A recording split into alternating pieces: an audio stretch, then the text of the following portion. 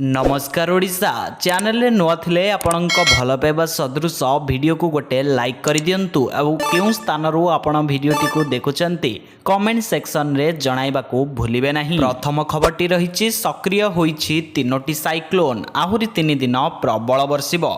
ओडिशार चतुर्पार्श्वर तीनोटी घूर्णिबलय सक्रिय रहिछि। दक्षिण बांग्लादेश और पार्श्ववर्ती अंचल रे एक घूर्णिबलय सक्रिय थिबा बेले झारखंड और पार्श्ववर्ती अंचल रे आउ एक घूर्णिबलय सक्रिय रहिछि। आउ एक घूर्णिबलय पूर्व बांग्लादेश उपरे अवस्थित रहिछि। एहार प्रभाव रे बढ़िबो वर्षा परिमाण। प्रबल वर्षा नहीं 9 जिला और 15 तारिख रे 5 जिला को येलो वार्निंग जारी होइछि। 17 तारिख पर्यंत राज्य रे प्रबल वर्षा संभावना रहिछि। 18 पर कमिबो वर्षार परिमाण। 24 घंटा रे गंजाम जिले में सर्वाधिक वर्षा 57 मिलीमीटर वर्षा रेकर्ड करा जाइछि।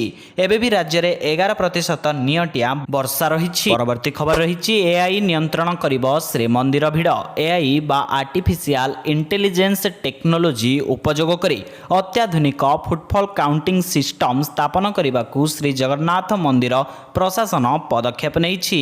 श्रीमंदिर भितरे और बाहर एही टेक्नोलॉजी व्यवहार करा जिवो। श्रद्धालुंक सुरक्षा भिड़ नियंत्रण श्रृंखलित दर्शन व्यवस्था करने लक्ष्य रे एही एफएफसीए स्थापन करा जाउथिबा जणा पड़िछि। एही अत्याधुनिक व्यवस्था उपयोग करी श्रीमंदिरर प्राय 14टी स्थान रे लागिबाको थिबा एआई कैमेरा काहा हातरे कोन रहिछि ताहार सूचना तुरंत प्रशासन निकटरे पहुंचाई देबो। फलरे श्रीमंदिर रे निषिद्ध सामग्री जबत सहजरे होई परिबो। एही अत्याधुनिक व्यवस्था प्रतिदिन केते संख्यक श्रद्धालु ठाकुर दर्शन करने को आसुछंती ताहा गणति करिबो। परवर्ती खबर रहिछि चाइना पाकिस्तान रो निद हजाइला भारत। भारत पुणी थरे एपरि किछि करिछि जहा पड़ोसी देश चाइना एवं पाकिस्तान रो निद हजाई दैछि। गत वर्ष आणविक शक्ति संबंध रे भारत एवं रूसिया मध्य रे एक चुक्ति स्वाक्षरित होइथिला। समान चुक्ति अनुसार भारतर कुडानकुलम पावर प्लांट रे परमाणु शक्ति इत्यादि जोगाइबा पई खूब शीघ्र इंधनर अन्य एक सामग्री आसीबाकू जाउछि। रिपोर्ट अनुसार जेतेबेले एही प्लांट रो समस्त 6टी यूनिट समाप्त हेबो एहार क्षमता 6000 मेगावाट हेबो। भारत सरकार रूसियार एक कंपनी सह मिलित उद्योग गठन उपरे मध्य ध्यान दैछंती।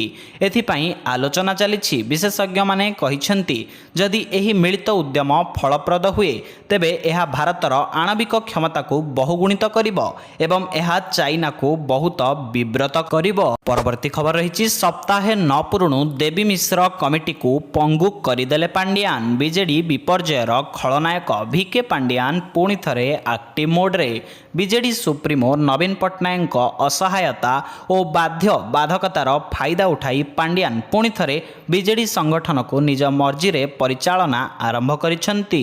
आउ दलर विभिन्न कार्यक्रम तदारख पई नवीन सप्ताहक तले वरिष्ठ नेता देवी मिश्रଙ୍କ नेतृत्व रे घोषणा करिथिबा 15 जणिया समन्वय कमिटी को मध्य पांड्यान एबे पंगु करि दैछंती।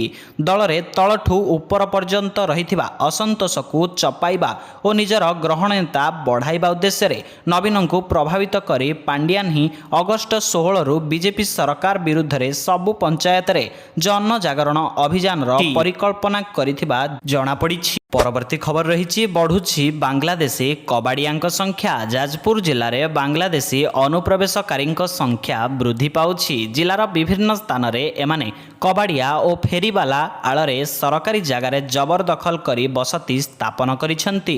विशेषकर व्यासनगर सहर एवं कलिंगनगर शिल्पांचल रे एमानक संख्या दिनकू दिन वृद्धि पाउछि। फलरे व्यासनगर तथा कलिंगनगर अंचल रे चोरी डकायती सह विभिन्न असामाजिक कार्य वृद्धि पाउछि। सेमानक संख्या वर्तमान 10,000 रु ऊर्ध्व हेबो बोली अनुमान करा जाउछि। सेमाने सहरर विभिन्न स्थान रे थिबा सरकारी और बेसरकारी जमी को जबरदखल करि रहुछंती। सेमाने निजर नाम परिवर्तन करी जाल परिचय पत्र और भोटर लिस्ट माध्यम रे बहु सरकारी सुविधा हासिल करुथिबा सूचना मिलिछि। परवर्ती खबर रही सरफराज खान का अधिनायकत्व रे खेलिबे श्रेयस अय्यर एवं सूर्य कुमार भारतीय क्रिकेट टीम आगामी गोटे मास पर्यंत कौनसी अंतर्जातीय मैच खेलिब नहीं। एही कारणरू टीमर समस्त वरिष्ठ खेलाड़ी घरोई मैच खेलिबे। रोहित शर्मा एवं विराट कोहली दिलीप ट्रॉफी रे खेलिबे। स्टार बैट्समैन श्रेयस अय्यर बुच्ची बाबू टूर्नामेंट रे मुंबई पई खेलिबे। बुच्ची बाबू टूर्नामेंट पई मुंबई रो अधिनायक रहिछंती सरफराज खान। अजिंक्य रहाणे स्थान रे से अधिनायकत्व दायित्व नहीं कारण रहाणे वर्तमान इंग्लैंड रे काउंटिंग क्रिकेट खेलुछंती। बुच्ची बाबू टूर्नामेंट रे सूर्य कुमार यादव मध्य मुंबई पई खेलिबे। तीनोटी टेस्ट मैच खेलिथिबा सरफराज खान को दलर कैप्टेन भार मिलिछि। आयर वर्तमान भारतीय क्रिकेट बोर्ड पई कंट्रोल बोर्ड रो केंद्रीय चुक्ति तालिकारु बाहरे अछंती। परवर्ती खबर रहिछि धरा पड़िले 218 जन बिना टिकेट रे ट्रेन रे यात्रा करुथिबा यात्री को रोकिबा पई बाणीविहार पैसेंजर हॉल्ट स्टेशन रे खोर्धा रोड डिविजन पक्षरु अचानक टिकेट जांच करा जाइछि। बाणीविहार स्टेशन देई जाउथिबा ट्रेन रे वाणिज्य अधिकारी टिकट जांच कर्मचारी एवं रेल सुरक्षा बल मिलित भावरे एक टीम गठन करी एही अभियान करिथिला। जांच अभियान रे बिना टिकेट रे यात्रा करुथिबा 218 जन यात्रींक ठारू जरिमाना बाबद रे 51,550 टंका आदाय करा जाइछि। एहा सह एही टिकट जांच अभियान रे ट्रेन मध्यरे सठिक प्रमाण पत्र न थाई खाद्य पदार्थ बिक्री करुथिबा व्यवसायींक ठारू मध्य जरिमाना आदाय होइछि। बाणीविहार स्टेशन ठारे जने नाबालक को उद्धार करा जाई ताको आवश्यक मुताबक सहाय्य करिबा पई रेल सुरक्षा बल को हस्तांतर करा जाइछि। परवर्ती खबर रहिछि गो मांस ओ हाड़ बोझई ट्रक जबत। 16 नंबर जातीय राजपथर गोपालपुर छकर पंडा भाईना होटेल निकटरू गो मांस ओ हाड़ बोझई ट्रक जबत होइछि। मंगलवार राति प्राय 9:30 ट्रक टिकु जबत करिछि पुलिस। एही गो मांस ओ हाड़ धर्मशाला थाना अंतर्गत नेउलपुर अंचलरू पश्चिम बंगर खड़गपुर अंचल को चालाण हेउथिला। गोरु हाड़रू सार प्रस्तुत करा जाई व्यवसाय हेउथिबा नै प्राथमिक तदंतरू जानिबाकू पाइछि पुलिस। सूचना अनुसार गो मांस एवं हाड़ चालाण हेउथिबा नै पूर्वरू खबर पाइथिला बजरंग दल ओ गो सुरक्षा समिति। खबर पाई परिवहन पाई बोझेई होइथिबा गाड़ीर गतिविधि को अनुध्यान करिथिले। गाड़ी गंतव्य स्थल को बाहरिबारु गो सुरक्षा समितिर सदस्य ताकू पिछा करी ट्रक को अटकाइथिले। परवर्ती खबर रहिछि भारत सह डबल गेम खेलुछि रूस। भारत को घनिष्ठ बंधु कहूथिबा रूस पाकिस्तान को सुपर कैम ड्रोन बिक्री करिछि। सुपर कैम ड्रोन शत्रु राष्ट्र रे गुइंदागिरी करिबा सह आक्रमण मध्य करिपारे। एही ड्रोन पेलोड नेबारे मध्य सक्षम। पाकिस्तान को एही ड्रोन बिक्री रो खुलासा निजे डेवलपर अन्यान्ड system group army 2024 international military technical forum रे करिछि। सुपर कैम S-350 ड्रोन 7 घंटा जाए उड़ान भरिबा सह दूररू सूचना प्रदान करिवार क्षमता रखिछि। तेबे किछि रिपोर्ट रे दाबी करा जाइछि जे पाकिस्तान एही सुपर कैम ड्रोन को भारत सीमा रे पूर्वरू व्यवहार करुछि। बैठक को भारत पई विपद बोली कुहा जाइथिला कारण पारंपरिक रूपे पाकिस्तान एवं रूस मध्यरे सैन्य सहभागिता नहीं। परवर्ती खबर रहिछि मागणा रे मिलिबो बिजुली कनेक्शन। सरकार आनिले खुशी खबर एणिकी अंधार रे रहिबेनी केही। जदि आपणक घरे बिजुली कनेक्शन नहीं तेबे पीएम सौभाग्य योजना आपणक पई आशार किरण। एही योजना अधीन रे सरकार प्रत्येक परिवार को विद्युत जोगाइबा को लक्ष्य रखिछंती। एही योजनार मूल उद्देश्य होउछि देशर सेही गरीब एवं पछुआ परिवार को विद्युत कनेक्शन जोगाइबा जो माने विद्युत सुविधा पाई वंचित अछंती। एहा व्यतीत ग्रामांचल रे सौर शक्ति व्यवहार को प्रोत्साहित करिबा मध्य एही योजनार एक गुरुत्वपूर्ण लक्ष्य। एही योजना अधीन रे 5टी एलईडी बल्ब गोटे डीसी फैन एवं गोटे डीसी पावर प्लग मागणा रे दिया जाए। रक्षाबेक्षण सुविधा जंत्रपातिर रक्षाबेक्षण हेउछि सरकारक दायित्व। परवर्ती खबरटी रहिछि मंगलर 20 किलोमीटर तले जल भंडार मंगल माटी तले पानी एक सद्य अध्ययन यह स्पष्ट करिछि। नासार मार्स इनसाइट लैंडर तथ्यरू एही प्रमाण मिलिछि। मंगल ग्रह पृष्ठर बहु गभीर रे तरल अवस्था रे जल रहिथिबा लैंडर प्रमाण देइछि। एही प्रमाण मंगल रे ଜୀବନର ଅନ୍ୱେଷଣକୁ ଆଗକୁ ବଢ଼ାଇଛି। ଏଥିସହିତ ଗ୍ରହର ପ୍ରାଚୀନ ମହାସାଗରଗୁଡ଼ିକ କିଭଳି ଉଭାନ ହୋଇଗଲା ତା ଉପରେ ବି ଆଲୋକପାତ କରିଛି। 2018 ମସିହାରୁ ଇନସାଇଟ୍ ଲ୍ୟାଣ୍ଡର ମଙ୍ଗଳ ଗ୍ରହରେ ଅଛି। ସେଠାରେ ଦୀର୍ଘ 4 ବର୍ଷ ଧରି ଭୂକମ୍ପ ତଥ୍ୟକୁ ମଧ୍ୟ ମାପିଛି। ଭୂକମ୍ପ କିଭଳି ଗ୍ରହର ପୃଷ୍ଠକୁ ଦୋହଲାଇଥିଲା ଏବଂ ପୃଷ୍ଠ ତଳେ କି ଉପକରଣ ଓ ତତ୍ତ୍ୱ ରହିଥିଲା ତାହା ମଧ୍ୟ ପରୀକ୍ଷା କରିଛି।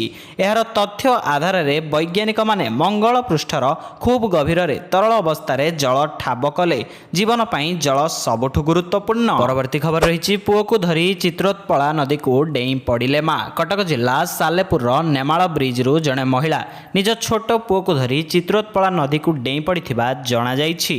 ଅଗ୍ନିଶମ ବାହିନୀ ଖୋଜାଖୋଜି କରିବା ପରେ ପୁଅର ମୃତଦେହ ନଦୀରୁ ଉଦ୍ଧାର କରିଥିବା ବେଳେ ମା'ର ପତ୍ତା ମିଳିନାହିଁ। ମୃତ ପୁଅର ବୟସ 5 ରୁ 6 ବର୍ଷ ହେବ ବୋଲି ଅନୁମାନ କରାଯାଉଛି।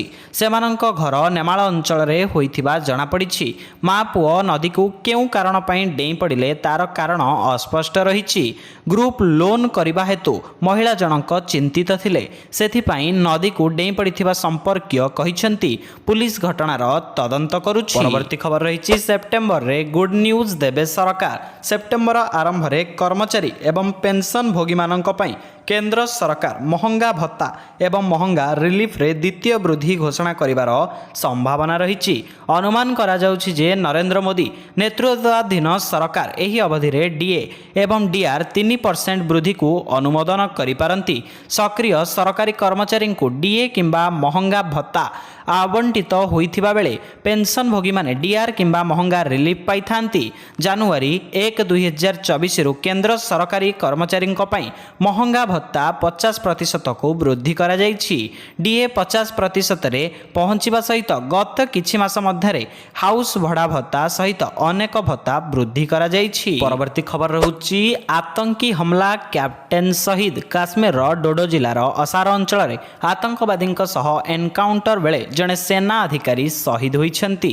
ଏହି ଏନ୍କାଉଣ୍ଟର ସମୟରେ ଜଣେ ସାଧାରଣ ନାଗରିକ ମଧ୍ୟ ଆହତ ହୋଇଥିବା ସାମ୍ନାକୁ ଆସିଛି।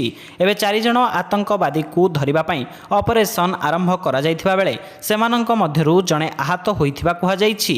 ସୂଚନା ମୁତାବକ ଶିବଗଡ଼ ଅସାରର ଜଙ୍ଗଲିଆ ଅଞ୍ଚଳରେ ଲୁଚି ରହିଥିବା ଆତଙ୍କବାଦୀଙ୍କୁ ଧରିବା ପାଇଁ ମିଳିତ ସୁରକ୍ଷା ଦଳ ଦ୍ୱାରା ସେହି ଅଞ୍ଚଳକୁ ଘେରାଉ କରାଯାଇ ସର୍ଚ୍ଚ ଅପରେସନ୍ ଆରମ୍ଭ କରାଯାଇଥିଲା। ସର୍ଚ୍ଚ ଅପରେସନ୍ ବେଳେ ଆତଙ୍କବାଦୀମାନେ ଗୁଳି ଚଳାଇବାରୁ ସେନା ଯବାନମାନେ ପାଲଟା ଗୁଳି ଚଳାଇଥିଲେ। ଏହି ସମୟରେ ଜଣେ ଆର୍ମି କ୍ୟାପ୍ଟେନ୍ ଶହୀଦ ହୋଇଥିଲେ। ପରବର୍ତ୍ତୀ ଖବର ରହିଛି, ୟୁନିସ୍କୁ ଭେଟିବେ ପ୍ରଧାନମନ୍ତ୍ରୀ ମୋଦି। ବାଂଲାଦେଶରେ ନିକଟରେ ହୋଇଥିବା ଅସ୍ଥିରତା ପରେ ବର୍ତ୍ତମାନ ଦେଶର କମାଣ୍ଡ ମହମ୍ମଦ ୟୁନୁସଙ୍କ ହାତରେ। ବାଂଲାଦେଶରେ ଚାଲିଥିବା ଉତ୍ତେଜନା ମଧ୍ୟରେ ପ୍ରଧାନମନ୍ତ୍ରୀ ମୋଦିଙ୍କ ସହ ମହମ୍ମଦ ୟୁନୁସଙ୍କ ସାକ୍ଷାତକାର ହୋଇପାରେ ବୋଲି କୁହାଯାଉଛି। ମୋଦି ଏବଂ ନୋବେଲ ବିଜେତା ମହମ୍ମଦ ୟୁନୁସ BIMSTEC ସମ୍ମିଳନୀରେ ସାକ୍ଷାତ କରିପାରନ୍ତି ବୋଲି ସୂଚନା ମିଳିଛି। ସେପ୍ଟେମ୍ବର 2 ବ୍ୟାଙ୍କକରେ BIMSTEC ସମ୍ମିଳନୀ ଅନୁଷ୍ଠିତ ହେବାର କାର୍ଯ୍ୟକ୍ରମ ରହିଛି। ବାଂଲାଦେଶ ସରକାରଙ୍କ ମଧ୍ୟବର୍ତ୍ତୀକାଳୀନ ମୁଖ୍ୟ ମହମ୍ମଦ ୟୁନୁସ ବାଂଲାଦେଶର ପ୍ରତିନିଧିତ୍ୱ କରିପାରନ୍ତି। ଏହି ସମୟ ମଧ୍ୟରେ ସେ ପ୍ରଧାନମନ୍ତ୍ରୀ ନରେନ୍ଦ୍ର ମୋଦିଙ୍କୁ ଭେଟିପାରନ୍ତି। ଏହି ଶିଖର ସମ୍ମିଳନୀରେ ପ୍ରଧାନମନ୍ତ୍ରୀ ମୋଦି ଭାରତର ପ୍ରତିନିଧିତ୍ୱ କରିବେ। ପରବର୍ତ୍ତୀ ଖବର ରହିଛି, ପଶ୍ଚିମବଙ୍ଗରୁ ଚୋରାରେ ଆସୁଛି ଆଳୁ। ଏବେ ବି ରାଜ୍ୟରେ ଆଳୁ ସଙ୍କଟ ଟଳି ନାହିଁ। କିଲୋ ପ୍ରତି କେଉଁଠି 40 ତ ପୁଣି କେଉଁଠି 45 ଟଙ୍କାରେ ବିକ୍ରି ହେଉଛି ଆଳୁ। ତେବେ ବାହାର ରାଜ୍ୟରୁ ଆସୁଥିବା ଆଳୁ କେମିତି ବ୍ୟବସାୟୀଙ୍କ ପାଖକୁ ଆସିବା ବେଳକୁ କ୍ୱିଣ୍ଟାଲ କ୍ୱିଣ୍ଟାଲ ପୋଚା ହୋଇଯାଉଛି ତାହାର ଦୃଶ୍ୟ ସାମ୍ନାକୁ ଆସିଛି। ୱେଷ୍ଟବେଙ୍ଗଲରୁ ଆସିଛି କ୍ୱିଣ୍ଟାଲ କ୍ୱିଣ୍ଟାଲ ଆଳୁ। 30 ଟନ୍ ଆଳୁ ଆସିଥିବା ବେଳେ ସେଥିରୁ 5 ଟନ୍ ପୋଚା ଆଳୁ ବାହାରିଛି। ଅର୍ଡର ଦେବାର 4 ଦିନ ପରେ ପହଞ୍ଚିଛି ଆଳୁ। ପିପିଲି 7 ଶଙ୍ଖରେ ପହଞ୍ଚିଛି ଆଳୁ ଗାଡ଼ି। ଏତେ ପରିମାଣର ଆଳୁ ପୋଚା ହୋଇଯାଇଥିବା ବେଳେ ବ୍ୟବସାୟୀଙ୍କୁ କ୍ଷତି ସହିବାକୁ ପଡ଼ିଛି। ପରବର୍ତ୍ତୀ ଖବର ରହିଛି, ଯୁବଗୋଷ୍ଠୀଙ୍କୁ ପ୍ରତି ମାସରେ ମିଳିବ ଭତ୍ତା। ବେକାରୀ ଯୁବଗୋଷ୍ଠୀଙ୍କୁ ସହାୟତା ଯୋଗାଇବା ଆରମ୍ଭ କରିଛନ୍ତି ସରକାର। ଗ୍ରାଜୁଏସନ୍ ବା ସ୍ନାତକ ହାସଲ କରିଥିବା ବେକାରୀଙ୍କୁ ମାସକୁ 5,000 ଟଙ୍କା ଯୋଗାଇ ଦିଆଯିବ। ସେହିଭଳି ପୋଷ୍ଟ ଗ୍ରାଜୁଏଟ୍ ଓ ସ୍ନାତକୋତ୍ତର କରିଥିବା ବେକାରୀଙ୍କୁ ମାସକୁ 7,500 ଟଙ୍କା ଯୋଗାଇ ଦେବାକୁ ଘୋଷଣା କରାଯାଇଛି। ବର୍ତ୍ତମାନ ସମସ୍ତ ଶିକ୍ଷିତ ବା ଯୋଗ୍ୟ ଆଶାୟୀଙ୍କୁ ନିଯୁକ୍ତି ଯୋଗାଇବାରେ ଅସମର୍ଥ ଅଛନ୍ତି ସରକାର। ଏଣୁ ଏବେ ଏହି ବର୍ଗର ଯୁବଗୋଷ୍ଠୀଙ୍କୁ ବେକାରୀ ଭତ୍ତା ଯୋଗାଇ ଦେବାକୁ ଘୋଷଣା କରିଛନ୍ତି ସରକାର। ତେବେ ଏହି ଯୋଜନାର ଲାଭ ଉଠାଇବାକୁ ହେଲେ ଏକ ନିର୍ଦ୍ଦିଷ୍ଟ ପ୍ରକ୍ରିୟା ରହିଛି। ଏଥିପାଇଁ ପ୍ରଥମେ ନିଯୁକ୍ତି ପଞ୍ଜୀକରଣ କାର୍ଯ୍ୟାଳୟରେ ନିଜକୁ ପଞ୍ଜୀକୃତ କରାଇବାକୁ ହେବ। ବେକାରୀ ଗୋଷ୍ଠୀଙ୍କ ପାଖରେ ରୋଜଗାରର କୌଣସି ସାଧନ ନଥାଏ। ପରବର୍ତ୍ତୀ ଖବର ରହିଛି ଭିକେ ପାଣ୍ଡିଆନଙ୍କ ନାଁରେ ଏଫ୍ଆଇଆର୍। ପୂର୍ବତନ 5ଟି ସଚିବ ଭିକେ ପାଣ୍ଡିଆନଙ୍କ ନାମରେ ଏଫ୍ଆଇଆର୍ ଦାଖଲ ହୋଇଛି। ଏହି ଅଭିଯୋଗ କ୍ୟାପିଟାଲ ଥାନାରେ କରାଯାଇଛି।